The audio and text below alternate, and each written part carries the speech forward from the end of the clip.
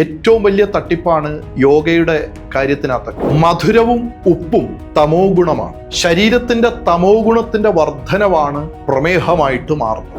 രജോ ഗുണമാണ് പുളിയും എരിവും. സത്വഗുണമാണ് കയ്പും ചവർപ്പും. ഈ 6 രസങ്ങളുടെയും ശാസ്ത്രീയമായ വിന്യാസമാണ് ഔഷധശാസ്ത്രങ്ങളുടെ പുറകിലിരിക്കുന്നത്. യുക്തിയാണ് ഇതിന്റെ അടിസ്ഥാനം, ദൈവമല്ല, വിശ്വാസമല്ല. വളരെ സൂക്ഷ്മമായ ഫിൽട്ടർ പോലുള്ള 3 ഹോള് ഇവിടെ ഉണ്ട്. തിലസക്കാലം, കാശി എന്നൊക്കെ അറിയപ്പെടുന്ന മർമ്മസ്ഥാനമാണ് ഇത്. നമ്മൾ എടുക്കുന്ന ശ്വാസത്തിന്റെ ഒരു 5% ഇതിനകത്തേക്ക് പ്രവേശിക്കുന്നു, നേരിട്ട് മസ്തിഷ്കത്തിലേക്ക് പ്രവേശിക്കുന്നു. ആരുടെ? രോഗമില്ലാത്തവർ. ഓറ ഇല്ല എന്നാണ് ഞാൻ പറയുന്നത്. കീർത്തികുമാർ ഗുരുക്കൾ, ABC ടോക്കിലേക്ക് വീണ്ടും സ്വാഗതം. നമസ്കാരം. സതീഷ് ഒരു കൺഫ്യൂഷനിലാണ്, ഗുരുക്കളെ എന്ന് വിളിക്കണോ വേണ്ടയോ എന്നുള്ള. ഞാൻ പേടിപ്പിച്ചോ? അല്ല, പിന്നെ എന്ത് വിളിക്കുമ്പോഴുള്ള ഒരു പ്രശ്നമാണ്. കീർത്തി ചേട്ടാന്ന് വിളിച്ചാൽ മതി. അതായത് ഇപ്പോൾ ഈ എന്തുകൊണ്ട് കീർത്തികുമാർ അങ്ങയുടെ ഗുരുകുലം, പെരുമ്പാവൂരെ ഗുരുകുലം എന്തുകൊണ്ട് പലപ്പോഴും ചർച്ചയിൽ എത്തുന്നു, അങ്ങ് ഇവിടെ വന്നിരുന്ന് സംസാരിക്കുന്നു എന്നതിൻ്റെ കാരണം പലയിടത്തും പരിഹരിക്കപ്പെടാത്ത രോഗങ്ങൾക്ക് അങ്ങ് പരിഹാരം കണ്ടെത്തും എന്നുള്ളതാണ്. ഇതിൽ പല കേസുകളും നമ്മളിപ്പോൾ, ഞാനിത് കുറച്ച് വർഷങ്ങൾ കൊണ്ട് അങ്ങനെ നിരീക്ഷിക്കുന്ന ഒരാളാണ്, 3-4 വർഷമെങ്കിലുമായിട്ട് നിരീക്ഷിക്കുന്ന ഒരാളാണ്. ഈ പലതും മെഡിക്കൽ സയൻസ് പല കാരണങ്ങൾ കൊണ്ട് മാറ്റിവെച്ച കേസുകളിൽ നിന്ന് ആൾക്കാർക്ക് രോഗവിമുക്തനാക്കി എന്നുള്ള ഒരു തലത്തിൽ നിൽക്കുമ്പോൾ ഇതൊരു സിദ്ധിയാണോ, ഇതൊരു ശാസ്ത്രമാണോ, അല്ലെങ്കിൽ എന്താണ് ഇതിനകത്തൊരു കോൺട്രഡിക്റ്ററി വേർഷൻ? ചിലർക്ക് ചെയ്യാൻ കഴിയാത്തത് അങ്ങേക്ക് ചെയ്യാൻ കഴിയുന്നുണ്ട്. നമ്മൾ ചർച്ച ചെയ്ത കളരിയുടെയും ഈ വൈദ്യത്തിൻ്റെയും അടിസ്ഥാനം ശൈവ ദർശനമായ തന്ത്രശാസ്ത്രമാണ്. ഈ തന്ത്രശാസ്ത്രം അത് കേട്ട് അറിഞ്ഞാൽ പോരാ, അത് തിരിച്ച് അറിയണം. അറിവിനെ പ്രായോഗികമായ തലത്തിലേക്ക് നമ്മൾ എത്തിക്കുമ്പോൾ മാത്രമേ, അവിടെയാണ് നമ്മളുടെ സാധനയും ഉപാസനയും തപസ്സും ഒക്കെ. കേട്ടറിവിനെ തിരിച്ചറിവാക്കിയെടുക്കണം. തന്ത്രശാസ്ത്രം ഊർജത്തിനെ വളരെ ലളിതമായിട്ട് വിശദീകരിച്ചു തരുന്നത് ഒരു ശാസ്ത്രമാണ്. അപ്പം മനുഷ്യന്റെ ശരീരത്തിലെ 96 ദൃശ്യമായിട്ടുള്ളതും 12 അദൃശ്യമായിട്ടുള്ളതുമായ തത്വം, അതായത് 12 ജ്യോതിർലിംഗങ്ങളും 96 ശക്തിപീഠങ്ങളും. 51 ശക്തിപീഠങ്ങളല്ല, 96 ശക്തിപീഠങ്ങളുണ്ട്. ഇത് ചേരുന്ന ഒരു ഘടനയാണ് മനുഷ്യ ശരീരത്തിൻ്റെ. ഇതിന് 5 തലങ്ങളുണ്ട്. ഒന്ന്, അന്നമയമായി ഈ കാണുന്ന ശരീരം. ഈ ഇന്ദ്രിയങ്ങളുടെ ഒക്കെ ദൃശ്യമാകുന്ന ഇന്ദ്രിയങ്ങളൊക്കെ പ്രവർത്തിക്കുന്നത് അന്നമയത്തിലാണ്. ഇതിൻ്റെ ഉള്ളിൽ മനോമയം, അത് സൂക്ഷ്മമാണ്. അപ്പോൾ സാധാരണ പറഞ്ഞു വരുന്നത് അന്നമയം കഴിഞ്ഞാൽ പ്രാണമയമാണ്. ഇത് ഈ കേട്ടറിവ് മാത്രമുള്ളവരാണ് ഇത്തരം കാര്യങ്ങൾ പറയുന്നത്. തിരിച്ചറിഞ്ഞു കഴിയുമ്പോൾ നമുക്ക് മനസ്സിലാവും, അന്നമയം, മനോമയം, പ്രാണമയം, വിജ്ഞാനമയം, ആനന്ദമയം, ഇങ്ങനെ 5 ഘടകങ്ങളാണ് മനുഷ്യ ശരീരത്തിന് ഉള്ളത്. ഇത് ഈ പഞ്ചേന്ദ്രിയങ്ങളുമായി ബന്ധപ്പെട്ട് നിൽക്കുന്നതാണ്. അതെ, പഞ്ചേന്ദ്രിയങ്ങള്. ഈ പഞ്ചേന്ദ്രിയങ്ങൾ നമുക്ക് ഒരു ശരീരത്തിൻ്റെ പൂർണ്ണത ഈ 5 ഇന്ദ്രിയങ്ങളിലൂടെയാണ് വരുന്നത്. ഈ 5 ഇന്ദ്രിയങ്ങളെയും നിയന്ത്രിക്കുന്ന 6ാമത്തെ ഒരു ഇന്ദ്രിയമാണ് മനസ്സ്. മർമ്മശാസ്ത്രത്തിൻ്റെ ആധാരവും ഈ മനസ്സിലാണ്. ഈ മനസ്സിലാണ് ഇതെല്ലാം വിന്യസിച്ചു വച്ചിരിക്കുന്നത്.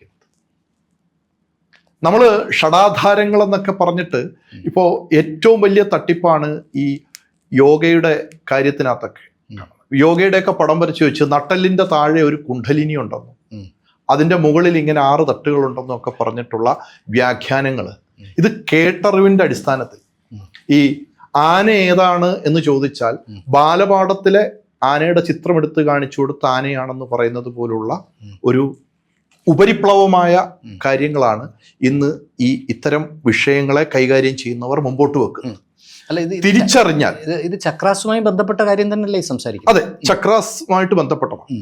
ഈ ചക്രാസ് എന്ന് പറയുന്നത് മനസ്സിന്റെ 6 സ്റ്റേജുകളാണ്. ഈ ഇന്ദ്രിയങ്ങളെ 5 ഇന്ദ്രിയങ്ങളെയും ആ ഇന്ദ്രിയങ്ങൾക്കുള്ള ഊർജം അല്ലെങ്കിൽ ഇന്ദ്രിയങ്ങൾക്കുള്ള ആഹാരം ഒക്കെ ഈ മനസ്സെന്ന് പറയുന്ന മാധ്യമത്തിലൂടെയാണ് നമ്മൾ പലപ്പോഴും സ്വീകരിക്കുന്നത്. അങ്ങ് സംസാരിക്കുന്നതിൻ്റെ ഇടയ്ക്ക് കയറി സംസാരിക്കാതിരിക്കാൻ പറ്റാത്തതുകൊണ്ട് സംസാരിക്കുന്നതാണ്. അപ്പോൾ ഈ പഞ്ചേന്ദ്രിയങ്ങൾക്കും ആഹാരം ഉണ്ടല്ലേ? അതെ. അതെന്തൊക്കെയാണ്? അതെന്താണ്? കണ്ണിന് കാഴ്ചയാണ് ആഹാരം. സുദർശനത്വം വേണം എന്ന് പറയും.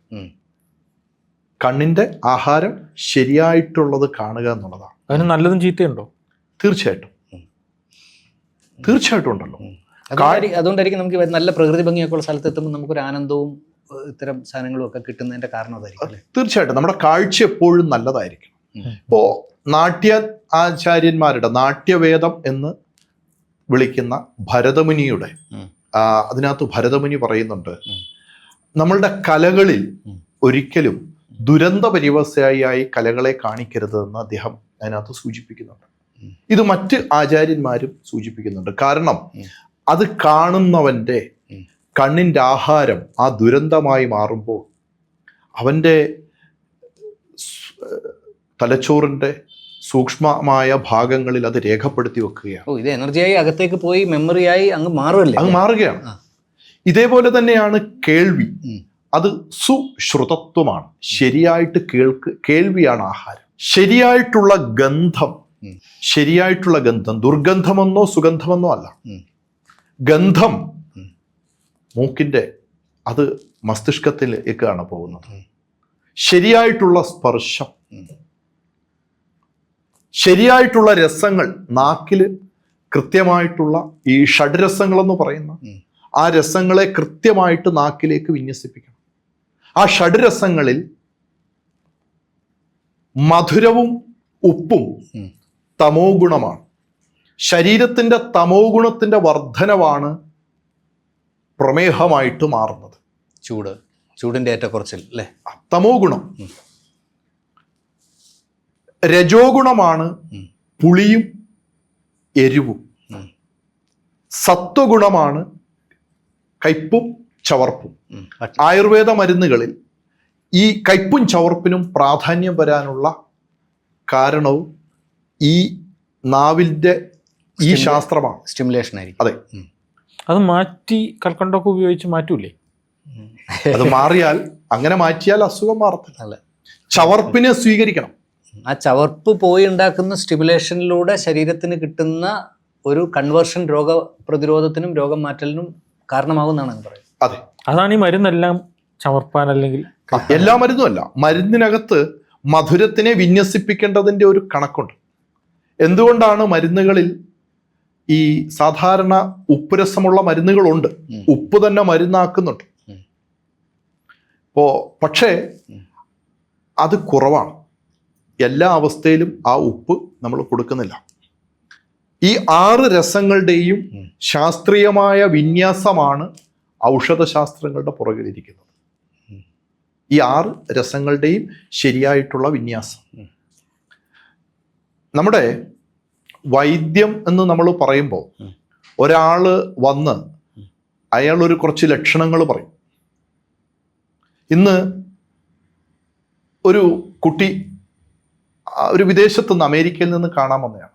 അവർ പറഞ്ഞ രോഗം പേര് കേട്ട് ഞാൻ ഞെട്ടിപ്പോയി. Neuro muscular fibromyalgia. ആ കുഞ്ഞിന്റെ പ്രശ്നം വായു സ്തംഭിച്ച് ഒരു ബാലസുധ കൊടുത്താൽ മാറും. ബാലസുധ എന്ന് പറഞ്ഞാൽ അറിയാം, ഒരു വയറിളക്കാനുള്ള മരുന്ന് കൊടുത്താൽ മാറിപ്പോകും. ഇത് ശരിയായിട്ടുള്ള ദർശനമുണ്ടെങ്കിൽ മാത്രമേ നമുക്കിത് മനസ്സിലാകൂ. ആ രീതിയിൽ ആ കുട്ടിയെ ചികിത്സിക്കാൻ തീരുമാനിച്ചിട്ടാണ് ഞാൻ ഇവിടെ. അപ്പം ഞാൻ എൻ്റെ ചോദ്യത്തിലേക്ക്, അപ്പം അങ്ങയുടെ ഈ നിരീക്ഷണം, ഇപ്പം നമ്മൾ സംസാരിച്ചു തുടങ്ങിയ ഒരു തലം എന്ന് പറയുന്നാൽ നമ്മളിപ്പോൾ പഞ്ചേന്ദ്രിയങ്ങളെ പറ്റി സംസാരിച്ചു, പഞ്ചേന്ദ്രിയങ്ങളുടെ ആഹാരത്തെ പറ്റി സംസാരിച്ചു, നമ്മളുടെ ഓറയെ പറ്റി സംസാരിച്ചപ്പം അങ്ങ് 6 നമ്പർ, ഓറ 7 ഞാൻ മനസ്സിലാക്കിയിരിക്കുന്നത്. എന്താണ് 6 നിർത്തിയതെന്നുള്ള കാരണം ഒന്ന് പറയാമോ? ഓറ ഇല്ല എന്നാണ് ഞാൻ പറയുന്നത്. അല്ലേ? അതായത് ഈ ഓറ ഉണ്ടോ ഇല്ലയോ എന്നുള്ളത് ഒരു വിവാദ വിഷയമാണ് പലപ്പോഴും. ഇപ്പോൾ ഓറ ഉണ്ടെന്ന് തെളിയിക്കാൻ വേണ്ടി ഒരു കമ്പിയിലൂടെ കടന്നു പോകുന്ന ഒരു ചെമ്പു കമ്പിയിലൂടെ വൈദ്യുതി കടന്നു പോകുമ്പോൾ അതിന് ചുറ്റും ഒരു ഇലക്ട്രോ മാഗ്നറ്റിക് ഫീൽഡ് രൂപപ്പെടുമെന്നൊക്കെ പറഞ്ഞിട്ട് ഓറയെ പിന്തുണയ്ക്കുന്നവരുണ്ട്. ഞാൻ ഈ ഓറയെ ശരീരത്തിന് ചുറ്റും ഒരു പ്രകാശവലയമുണ്ട്, അത് കണ്ടുപിടിക്കാൻ ഒരു റഷ്യൻ ഫോട്ടോഗ്രാഫി ഉണ്ട്, ഇതെല്ലാം ക്രില്ലിയൻ ഫോട്ടോഗ്രാഫി, ഇതൊക്കെ ഹോക്സാണ്. അതൊക്കെ എത്രയോ വർഷങ്ങൾക്ക് മുമ്പ് ക്രില്ലിയൻ ഫോട്ടോഗ്രാഫിയുടെ അസ്തിത്വം തന്നെ ശാസ്ത്രം തള്ളിക്കളഞ്ഞതാണ്. അത് ശാസ്ത്രീയമല്ല ക്രില്ലിയൻ ഫോട്ടോഗ്രാഫി. ഞാനത് എടുത്തിട്ടുള്ളതാണ്. എൻ്റെ ക്രില്ലിയൻ ഫോട്ടോഗ്രാഫി എടുത്ത് ഓറയുടെ പൊസിഷനിങ് കിട്ടി. ഓറയുടെ പൊസിഷനിങ് നോക്കി ഏകദേശം ഒക്കെ. ശരീരത്തില് പ്രാണൻ ഉണ്ട്. ചില വ്യക്തികൾ നമ്മുടെ അടുത്ത് വരുമ്പോൾ അവരുടെ പ്രാണന്റെ ഒരു പ്രവർത്തനം നമുക്ക് മനസ്സിലാകും. ചിലരെ കണ്ടു കഴിഞ്ഞാൽ തന്നെ നമുക്ക് തലവേദന തോന്നും, നമ്മൾ തളർന്നു പോകുന്ന ചില ആൾക്കാരുണ്ട്. ആ പ്രാണൻ ഊർജം അല്ലെങ്കിൽ ഒരു വെള്ളം എപ്പോഴും ഉയരത്തിൽ നിന്ന് താഴേക്കൊഴുകും. അപ്പോൾ സ്വാഭാവികമായിട്ടും പ്രാണൻ ശോഷിച്ച് നിൽക്കുന്ന ഒരാളോട് നമുക്ക് അനുതാപമോ സഹതാപമോ തോന്നിയാൽ നമ്മുടെ പ്രാണൻ ആ വ്യക്തിയിലേക്ക് പോകും എന്നൊരു ധാരണയുണ്ട്. പോകും. അതായത് ഈ പ്രാണൻ എന്നുള്ളത് പ്രാണന്റെ പേര് മാത്രമാണോ, അതോ ബാക്കി നാലിന്റെയും ഒരുമിച്ചൊരു പേര് ഉപയോഗിക്കുന്നുള്ളതോ, അതോ പ്രാണനെ പറ്റി മാത്രമാണ് സംസാരിക്കുന്നത്? പ്രാണനെ പറ്റി മാത്രമാണ് സംസാരിക്കുന്നത്. അന്നമയം, മനോമയം, പ്രാണമയം എന്ന് പറയുന്ന ആ പഞ്ചകോശങ്ങളുടെ കാര്യമാണ് ഞാൻ സംസാരിക്കുന്നത്. അല്ല, നമ്മുടെ പ്രാണൻ വേറൊരാളുടെയിലേക്ക് പോവോ? അതെങ്ങനെയാ? എനർജി നമ്മുടെ സ്വാഭാവികമായിട്ടും ഇപ്പോൾ നമ്മൾ ദരിദ്രനായ ഒരാളെ കണ്ടാൽ നമ്മുടെ പോക്കറ്റിലിരിക്കുന്ന പണം അയാളുടെ കയ്യിലേക്ക് എത്തുന്നത് നമ്മളുടെ ഉള്ളിൽ ഉറഞ്ഞുകൂടുന്ന ആർദ്രമായ ഒരു കാരുണ്യമാണ്. മനസ്സിലാണ് ആദ്യം ഇരിക്കുന്നത്, അത് വരുന്നത്. ആ മനസ്സിൽ രൂപപ്പെട്ടാലേ അയാളിലേക്ക് ആ പണം എത്തും. ആ പണം എത്തുന്നതിന് മുമ്പ് തന്നെ നമ്മളുടെ കാരുണ്യം അയാളുടെ പുറത്ത് പതിച്ചു കഴിഞ്ഞു. അത്രേ ഉള്ളൂ. ഇതിനകത്ത് ഇത് അത്ഭുതമോ ഒന്നുമല്ല. ഞാൻ വ്യക്തിപരമായിട്ട് ഞാൻ മനസ്സിലാക്കിയിരിക്കുന്ന ഈ ശാസ്ത്രം ഓറ എന്ന് പറയുന്ന ആ സങ്കല്പത്തിനെ അംഗീകരിക്കുന്നില്ല. ഇനി മറ്റാരെങ്കിലും അത് അംഗീകരിക്കുന്നുണ്ടെങ്കിൽ ഞാൻ അതിനെ എതിർക്കുന്നതുമില്ല. യാദൃച്ഛികമായിട്ട് നമ്മൾ ഓറയിലേക്ക് എത്തിയതാണ്. ആ വാക്കിന് എന്താണ് ഒരു മലയാളം സംസ്കൃതം വാക്ക്? ഓറയ്ക്ക് നമ്മുടെ ഗ്രന്ഥങ്ങളിൽ അങ്ങനെ ഒരു വാക്കുള്ളതായിട്ട് എൻ്റെ പരിമിതമായ ശ്രദ്ധയിൽപ്പെട്ടിട്ടില്ല. ആരെങ്കിലും ചൂണ്ടിക്കാണിച്ചാൽ ഞാനും അത് അംഗീകരിക്കാം. അപ്പോൾ വൈദ്യത്തിൻ്റെ അടിസ്ഥാനം എന്ന് പറയുന്നത് ശരീരത്തിനെ ഇങ്ങനെ 96 ഡിവൈഡ് ചെയ്യുന്നുണ്ട്. പഞ്ചഭൂതങ്ങൾ, ഇതൊക്കെ തന്നെ യുക്തിയിൽ അധിഷ്ഠിതമാണ്, വിശ്വാസത്തിലല്ല. യുക്തിയാണ് ഇതിൻ്റെ അടിസ്ഥാനം, ദൈവമല്ല, വിശ്വാസമല്ല. ഒരു വ്യക്തിയെ നമുക്ക് തളർന്നോ തകർന്നോ പോയ ഒരു വ്യക്തിയെ നമുക്ക് പുനഃസൃഷ്ടിച്ചെടുക്കാൻ സാധിക്കുന്നത് ഈ 96 തത്വങ്ങളിലും ഈ 12 ജ്യോതിർലിംഗങ്ങളിലും, ശരീരത്തിലിരിക്കുന്ന 12 ജ്യോതിർലിംഗങ്ങളിലും ഉള്ള നമ്മുടെ ശരിയായിട്ടുള്ള ധാരണയാണ് ഒരു മനുഷ്യനെ സുഖപ്പെടുത്തിയെടുക്കാൻ നമ്മളെ സഹായിക്കും. ഓറയിലും ചക്രയിലും വിശ്വസിക്കേണ്ടെന്നാണ് അങ്ങ് പറയുന്നത്? അല്ല, വിശ്വസിക്കുന്നവർക്ക് വിശ്വസിക്കാം. ഞാൻ ഇതിനെ പ്രാക്ടിക്കലായിട്ട് അപ്ലൈ ചെയ്യുന്ന ഒരാളാണ്. നമ്മുടെ ശാസ്ത്രമനുസരിച്ച് നട്ടലിൻ്റെ 2 സൈഡിൽ കൂടെ ഇടയും പിങ്കളയും പോകുന്നില്ല. ഉണ്ടെങ്കിൽ നമുക്കത് കീറിയാൽ കാണണം. അതിനൊരു തെളിവ് അവിടെ ആവശ്യമുണ്ട്. ഈ ഭാരതീയ ശാസ്ത്രപ്രകാരമാണല്ലേ ഇടയും പിങ്കളയും? ഭാരതീയ ശാസ്ത്രപ്രകാരം തന്നെയാണ് ഞാൻ സംസാരിക്കുന്നത്. ഈ മൂലാധാരം എവിടെയാണ്? അതായത് ഈ സ്പൈനൽ കോഡ് എന്ന് സായിപ്പ് പറയുന്നതിന് നമ്മൾ ടോട്ടലി ഡിവൈഡ് ചെയ്ത് ഇടയും പിങ്കളയും എന്ന് പറയുന്നതല്ലേ? അല്ല. സ്പൈനൽ കോഡ് എന്ന് പറയുന്നത് ബിസതന്തു തനീയസി. ബിസതന്തു എന്ന് പറഞ്ഞാൽ താമരയുടെ അകത്തൊരു നാരുണ്ട്, താമരയുടെ തണ്ടിലെ ഒരു നാരുണ്ട്. ആ നാര് പോലെ നേർത്ത ഒരു നൂല് കടന്നു പോകുന്നുണ്ട്. ഒരു നൂലാണോ ഒരുപാട് നൂലാണോ? ഒരു നൂല് വന്ന് നമ്മുടെ റിബ്സിന്റെ ഭാഗത്ത് തീരുകയാണ്. അപ്പൊ ചിലർ ചികിത്സിക്കാൻ വരുന്നവർ പറയും എൻ്റെ സുഷുപ്ന എൻ്റെ തൊട്ട് കാണിക്കും, നമ്മുടെ ഈ പൃഷ്ഠത്തിന്റെ ഭാഗം തൊട്ട് കാണിച്ച് എൻ്റെ ഇവിടെ സുഷുപ്ന പൊട്ടിപ്പോയി എന്നൊക്കെ പറയും സാധാരണക്കാർ പറയുന്നത്. ഇത് അവിടെ വരെ ഇല്ലല്ലേ? അവിടെ വരെ ഇല്ല, നമ്മുടെ ഇവിടെ വരുമ്പോൾ തീരുകയാണ്. പിന്നീട് കുതിരയുടെ വാല് പോലെ കുറേ ഞരമ്പുകളാണ് ഇതിന് പുറത്തേക്ക് വരുന്നത്.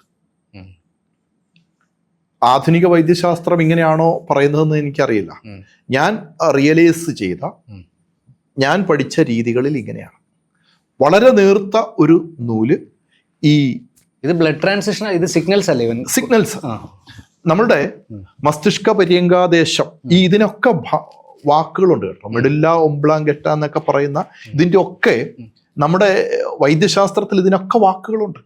ഓരോ നാഡികൾക്കും സംസ്കൃതത്തിലും മലയാളത്തിലും വാക്കുകളുണ്ട്. തലച്ചോറിന്റെ വിവിധ ഭാഗങ്ങൾക്ക് വാക്കുകളുണ്ട്. പക്ഷെ നമുക്ക് മിഡിൽ ഒബ്ലാങ്കറ്റൊക്കെ അങ്ങനെയാണ് നമ്മൾ പറയുന്നത്. അപ്പൊ ഇത് ഇവിടെ നമുക്ക് അതിന്റെ ഡീറ്റെയിൽസിലേക്കല്ല പോകുന്നത്. ഈ തലയിൽ നിന്ന് താഴേക്ക് വരുന്ന ഒരു നേർത്ത നാര്, അത് ഒരു 3 ലെയറിന്റെ അകത്താണ് ഇരിക്കുന്നത്. നട്ടെല്ലെന്ന് പറയുന്നത് അതിന്റെ ഉള്ളിലൂടെ വളരെ നേർത്തു വരുന്ന ഒരു നാര് താഴേക്ക് വന്ന് അത് വിവിധ രീതിയിൽ ഹെവിലി പ്രൊട്ടക്റ്റഡ് ആണ് അല്ലേ? വളരെ പ്രൊട്ടക്റ്റഡ് ആണ്.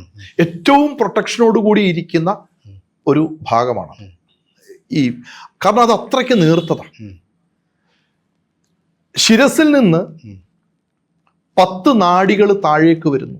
കപാലനാഡി, നേത്രനാഡി, കർണനാഡി, അങ്ങനെ ആ 10 നാഡികൾ താഴേക്ക് വരുന്നുണ്ട്. ആ നാഡികൾ പല സ്ഥലത്തിലൂടെ ശരീരത്തിലേക്ക് ഇറങ്ങുന്നുണ്ട്. ഇതിൻ്റെ അപ്പുറത്തേക്ക് നട്ടലിൻ്റെ ഭാഗത്ത് ഒരിടത്തും മൂലാധാരം എന്ന് പറഞ്ഞിട്ടൊരു ഭാഗം വാസ്തവത്തിലില്ല. ഇത് എവിടെയാണ്, ഏത് പ്രാചീന ശാസ്ത്രത്തിൽ എവിടെയാണ് എഴുതി വച്ചിരിക്കുന്നതെന്ന് ചോദിച്ചാൽ തിരുമന്ത്രമൊക്കെ ഉദാഹരണമായിട്ട്, ഇതൊന്നും അതിപ്രാചീനമല്ല.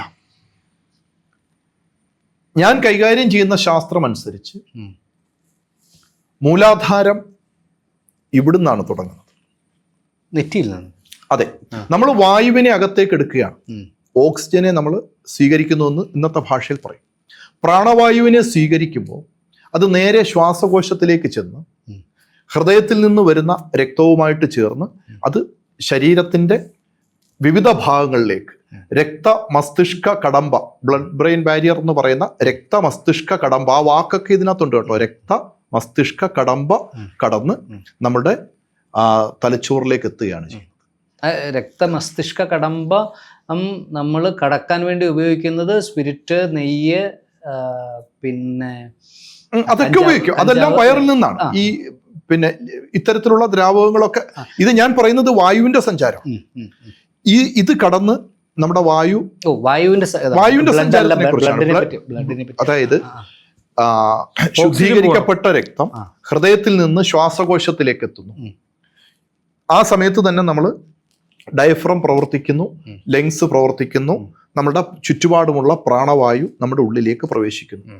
ലങ്സിനകത്ത് എത്തുന്ന രക്തവുമായിട്ട് കലർന്ന് ഇത് മസ്തിഷ്കത്തിലേക്ക് എത്തി അവിടെ പ്രാണനെ വിതരണം ചെയ്യുന്നു. ഇതാണ് നമ്മൾ സാമാന്യമായിട്ട് പഠിക്കുന്ന ശാസ്ത്രത്തിൽ പറയുന്നത്. ഓക്സിജൻ അല്ലേ? ഓക്സിജൻ.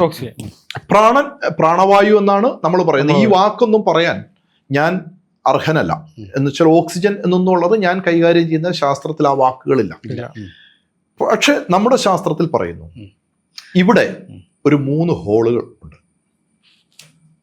ഇവിടെ അത് ഈ വളരെ സൂക്ഷ്മമായ ഫിൽറ്റർ പോലുള്ള 3 ഹോള് ഇവിടെ ഉണ്ട്. തിലസക്കാലം, കാശി എന്നൊക്കെ അറിയപ്പെടുന്ന മർമ്മസ്ഥാനമാണ് ഇതൊക്കെ. ഇത് വളരെ പ്രധാനപ്പെട്ട ഒരു മർമ്മസ്ഥാനം കൂടെയാണ്. ഇതിനകത്ത് 3 ദ്വാരങ്ങളുണ്ട്. ആ 3 ദ്വാരങ്ങളിൽ ഒരെണ്ണം ഇടത്തതും വലതുഭാഗത്തുള്ളത് പിങ്കള, നടുക്കുള്ളത് സുഷുപ്ന. നമ്മൾ എടുക്കുന്ന ശ്വാസത്തിന്റെ ഒരു 5% ഇതിനകത്തേക്ക് പ്രവേശിക്കുന്നുണ്ട്, നേരിട്ട് മസ്തിഷ്കത്തിലേക്ക് പ്രവേശിക്കുന്നുണ്ട്. ആരുടെ? രോഗമില്ലാത്തവന്റെ. ഒരുത്തൻ രോഗിയാകുന്നത് തെറ്റായ ഭക്ഷണ രീതികളും അവന്റെ രക്തത്തിന്റെ കട്ടി കൂടുമ്പോൾ, ഇന്നത്തെ ഭാഷയിൽ പറഞ്ഞാൽ കാൽസ്യം ഉൾപ്പെടെയുള്ള വസ്തുക്കൾ മൂലം ക്ലേദം വർദ്ധിച്ചിട്ട് ഈ ഹോളുകൾ അടഞ്ഞു പോകും. ഈ ഹോള് അടഞ്ഞു പോയാൽ ഒരുത്തൻ്റെ സർഗശക്തി കുറഞ്ഞു പോവുകയാണ് ചെയ്യുന്നത്. അതായത് നേരിട്ട് ഓക്സിജൻ ചെന്നാൽ അത് ഹാൻഡിൽ ചെയ്യാൻ നമ്മുടെ ബ്രെയിൻ ഓക്കെയാണ്. വളരെ ചെറിയൊരു ശതമാനമാണ്. അല്ല, ഇത് മൂക്കിനകത്താണോ ഹോളുള്ളത്, പുറത്താണോ? മൂക്കിന്റെ മുകളിൽ മുകളിൽ. ഈ കയറുന്നതിനകത്തുനിന്ന് ഒരു ഈ എഥനോയിഡ്സ് എന്നൊക്കെ പറയും. ഇവിടെ ഒരു ഈ സിഗരറ്റിന്റെ ചുവട്ടിലുള്ള ഫിൽറ്റർ ഉണ്ടല്ലോ, അതുമാതിരി അത്രയും ഇതായിട്ടുള്ള ഒരു അരിപ്പയുണ്ട്, വളരെ ചെറിയ. അത് പെട്ടെന്ന് നോക്കിയാൽ നമ്മളൊരു ഇന്നിപ്പോൾ ഇതൊക്കെ നെറ്റിൽ നോക്കിയാലും ആർക്കും കാണാം. ഈ 3 ഹോള് ഇവിടെയുണ്ട്. അതിനകത്തൂടെ വളരെ നേർത്ത രീതിയിൽ പ്രാണവായു മസ്തിഷ്കത്തിലേക്ക് ചെല്ലുന്നുണ്ട്. അല്ലാതെ ഈ പ്രാണായാമം നമ്മൾ ചെയ്യുമ്പോൾ എന്തൊരു മണ്ടത്തരമെന്നറിയോ, ഇടത്തെ മൂക്കിൽ കൂടെ എടുത്ത് ഇതിലേ കയറി ഇതിലേ കറങ്ങി ഇതിലേ പോയി എന്നൊക്കെ പറയുന്നത്. അങ്ങനെ ഇടത്തെ മൂക്കിലൂടെ എടുത്താലും വലത്തെ മൂക്കിലൂടെ എടുത്താലും ഒറ്റ ഇതിലേക്കല്ലേ ചെല്ലുന്നത്. ഇത് രണ്ടായി.